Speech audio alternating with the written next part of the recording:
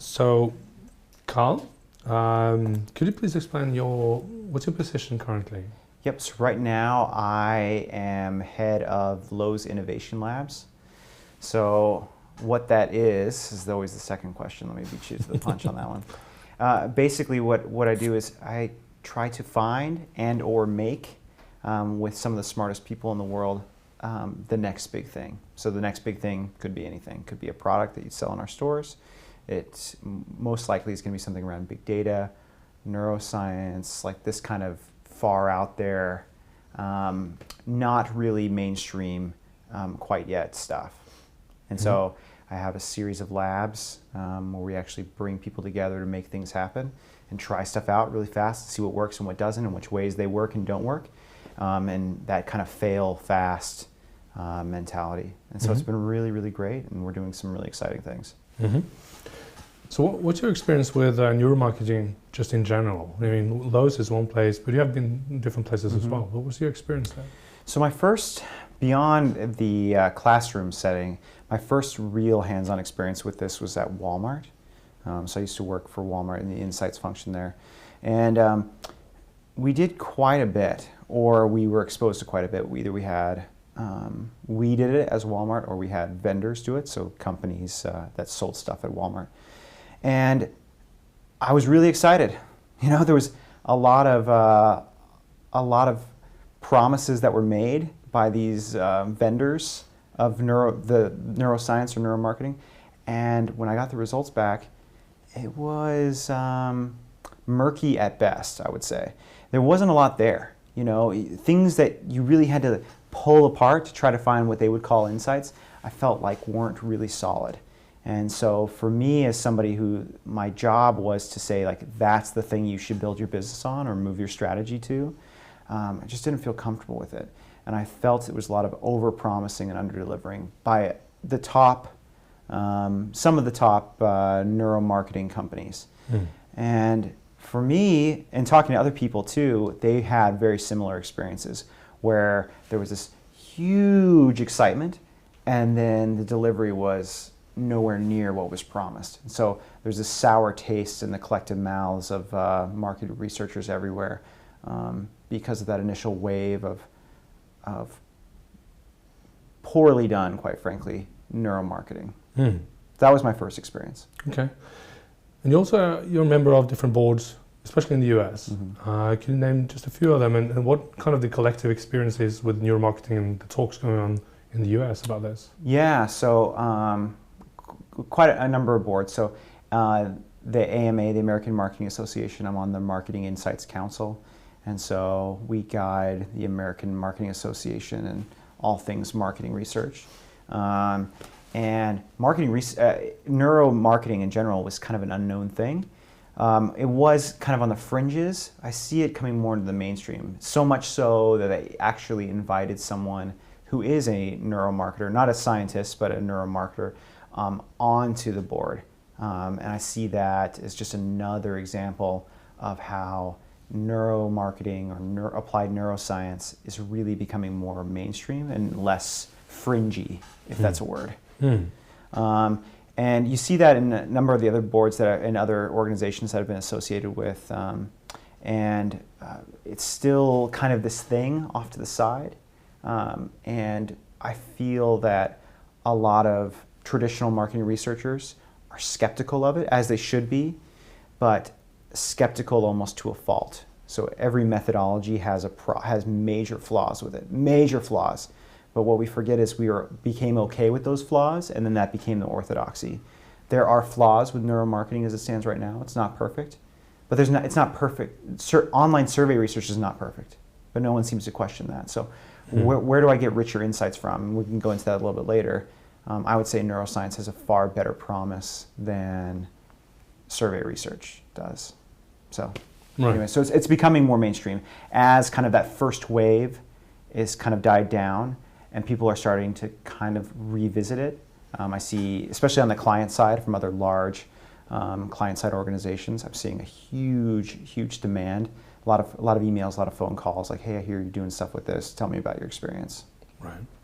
So when it comes to kind of the pros and cons, you kind of alluded to this a couple of times, but the pros and the cons So one thing was what happened initially, but the status quo right now, what would you say it is at these days? Yeah, I think in general, people look at it as a kind of the shiny object. You know, something. Oh, isn't that fun that you did that on top of research that you did already? I think that's gonna change, and that is changing. I mean, I always talk about the flipping the pyramid. So right now, it's like I would say 95% asking and 5% observing, and that's just silly. Right. We maybe 10, 15, 20 years ago, that's all we could do to gather information about what the people we're trying to serve are doing, is to ask them questions. Now we have a whole wealth of data. Most of it is free. I mean, you could have an entire person that all they did was just mine Google data and Google search trends and use Google Correlate and did all kinds of stuff for free. That data is free. The work to get it done is not. But that kind of stuff I just don't see mined. It's ridiculous. And then you have other ways of gathering more primary data, like through neuroscience, which are so much richer than anything you can get from asking somebody. You know, when the neuro stuff that I've done in the second wave with you, in particular, is you know, there's a survey component too, but that's just kind of tacked on to, oh yeah, by the way, we have this so much data that we don't even know what to do with it. Rather than, they said that they liked it. And that's the best we got from this other stuff. So there are pros and cons, but I definitely see the pros far outweigh any possible cons. So how about kind of the everyday, today basis? Is it kind of a, as you say, kind of special spice to the market research, or are you applying it more in your lab work, for example, now on an everyday basis? Yeah, it's funny. I see people that aren't researchers, that aren't market researchers, they are more excited about the neuro stuff than the market researchers are. And I don't really know what that is. I think that the business people are like, they just want understanding that leads to action that changes behavior. That's all they care about. They don't care where that understanding comes from. They don't care if it comes from a survey. They don't care if it comes from mining data, like big data stuff. They don't care if it comes from neuroscience. All they want is that nugget of insight that's going to lead to an insight. It's going to lead to them to take an action which changes the behavior, whatever that behavior is. And so for them, it's very clean. They're not stuck in this, oh, well, it's not, you know, what's the sample size? And like all of these weird prisons that we build ourselves in of the orthodoxy. They're not in that at all. And so they're really quick to adopt it. And if you talk to market researchers and even marketers, they're more afraid. And I get it. They have a lot. I think they feel that they have a lot to lose, but I would say that they have much more to gain than they have to lose. And we can get into that later. But the dynamic of how people are gaining insight is shifted. It's not. You don't have to go to a market researcher to understand people anymore. I mean, you can just, like I said before, you can go online. You can mine data that's free and available already. So that base level is already there for the picking. This next layer, huge layer of understanding that comes from neuromarketing, you have to go through somebody who's trained. You can't just go off and do it on your own. So I think that's a huge opportunity for market researchers that they just have not yet fully taken advantage of, or haven't seen that as their role. So what would the obstacles be then? I mean, for kind of delivering that, for neuromarketers in general, to kind of convince market researchers to use neuromarketing more? What would the challenges be? What would the obstacles be? I mean, this might sound, once again, maybe a little heretical, but I think you just go over the obstacle, right? If the obstacle is that someone has an irrational, and I'll just say it's an irrational hold on an old methodology. I mean, if you go back to the old papers where people were just ripping to shreds the idea of doing a survey online. How dare you do a survey online, right? And now that's okay, but that took a long time, right? And this neuromarketing is not applying survey research in another format. This is something completely different. I don't even know how long it's going to take for market researchers to get that, right? But what you see is, why don't you just go directly to the business people? And that's how I've had success in my career, is by working with people inside of my market research world, but finding the value in the people that are actually going to use this stuff. When they see the value, when they get the insight and it leads to a change, that makes their job better or provides them success, whatever that is, that's huge. That's all you have to do. And then they're sold. I want that again, and I want more, and I want more. And they don't really care that it came from neuroscience, like I said, or from something else. Right. So that's really where if you really, for me, if I really wanted to try something, I really believed in it, and I had resistance through the usual channels, then sometimes you do have to make a case straight to the business or straight to somebody else that you think would actually use it. It's the end user, right? Yeah. Yeah. Yeah, part of the kind of the fallacy, as I see it, could be also the expertise level, that you really need to have top level experts to be able to do this. Do you see any change in that? Do you think that will change, or do you still need to have the neuro experts to be there on top? Or? Yeah, for sure. I think there's so much, and there is still a lot of snake oil salesmen out there that overpromise. Are still doing that same old song and dance, a lot of overpromising and very low on the deliverables. And it's ruining and setting back the entire industry, I think, of neuromarketing and its application and its trust, right? But on the other hand, you have a bunch of client-side people that have not had, either they have not had a good experience or they don't even know to ask for it, right? And so that's not even in their toolkit, right? So until those kind of two match up, where you have researchers that are asking for it, and there are organizations or vendors or suppliers that can actually, meet their needs. Until those two things line up, and they'll happen little bit by little bit, it just won't work. It won't be a real tool in the way that ethnography was kind of ethnography in the market research sense was very out in the fringe for a while, and now it's, I would say, even more mainstream than a focus group now, at least for large companies. And that took time. But once again, it just became this thing. So I see neuroscience coming that way as well. Right. But I think you really need to have people that have worked in really good neuroscience companies, and then come over onto the client side and back and forth. Once that starts to happen, that's when it'll really take shape, I think. But still too young. So one of the kind of the drawbacks with neuromarketing has been the kind of this expensive equipment, heavy analysis, but now we see kind of emerging new technologies, and they're becoming even cheaper. Do you see any kind of change in neuromarketing, how immersive it can be, how what the future of neuromarketing could be? Yeah, so even there's been a huge leap in the last 3 years, and that's when you and I started really talking about that same time, from just being able to use neuromarketing in a sit-down, advertising testing kind of way, which was still great, but it was artificial, right? So if you want to test anything beyond a commercial, it was weird, right? You couldn't really, truly do the kind of mobile, in-context research in the way you wanted to until very recently. So now that you can really put this gear on somebody and send them through one of my stores or one of our stores, you can understand so much more than you ever possibly could. And that's something that you can't do in any other method that I'm aware of. And that leads all this talk about behavioral economics and all this stuff. I mean, you can't do behavioral economics unless you have a good way of identifying which variables you want to change that's going to change behavior.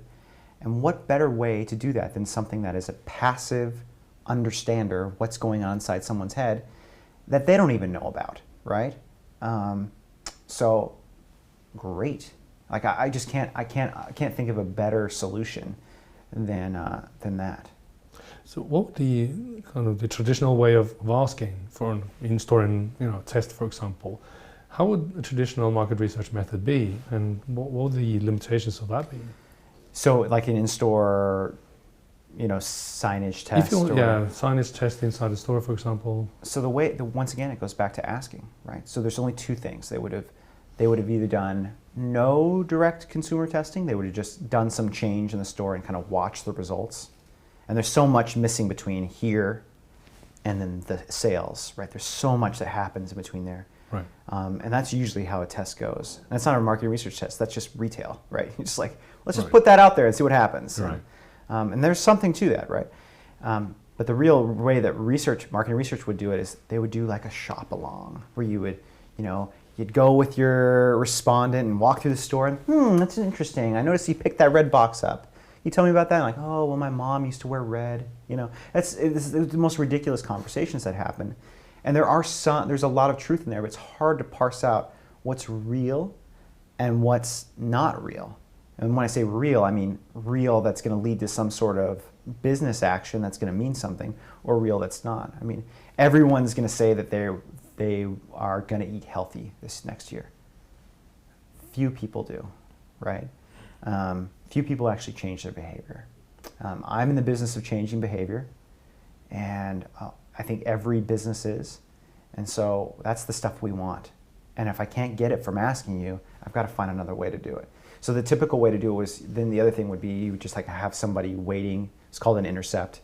And someone would either on the way in or way out or at the point of purchase or whatever that was, they would say, sir, can I ask you a couple questions about your, hairspray purchase behavior? And they're the most bizarre questions to ask somebody when they're just doing it mostly an impulse purchase or something else. So could we parse that out a bit? Yeah. So how exactly will that look? I mean, you stop people, you ask them questions at the point of purchase, for example. How would that look in general? Yeah, so there would be literally somebody with a clipboard or an iPad, if it was really fancy, which is basically just an electronic clipboard. And they would stand there and there would be a series of survey questions that they would ask somebody. And usually to keep the sample correct, they would ask every third or fifth person that came by. And it's just, once again, you still have the same huge problem of I'm expecting that the questions that I came up with are the right questions, first of all.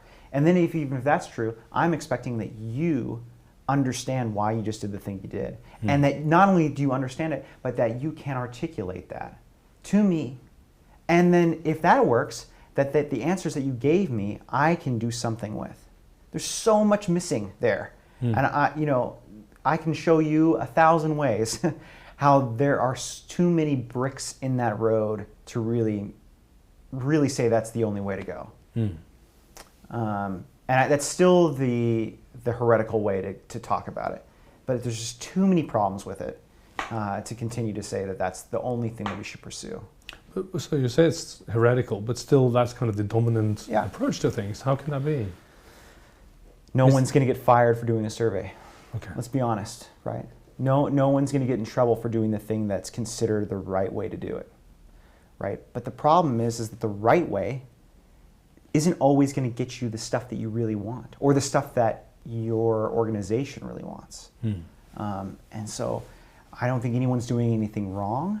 I think everyone is I think by and large, 99.9% of researchers are extremely smart, innovative people, but they're working within a framework that doesn't allow for a lot of freedom. And the problem is that this thing used to work pretty well, but everyone's doing this thing now. And it's so hyper competitive that you have to do something different in order to be different, right?